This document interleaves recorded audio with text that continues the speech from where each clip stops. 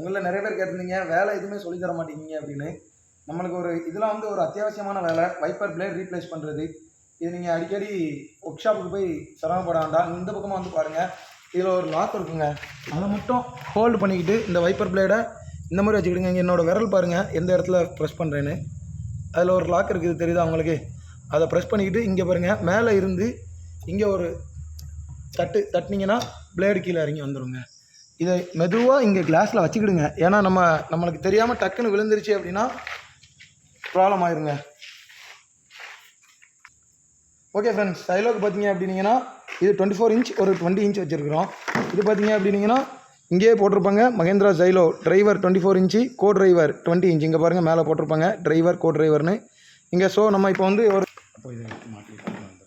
இந்த மாதிரி இந்த ஹூக்குள்ளே கொடுத்துட்டு இந்த மாதிரி ஒரு புல் பண்ணிங்க அப்படின்னீங்கன்னா அவ்வளோதாங்க, லாக் ஆகிட்டு.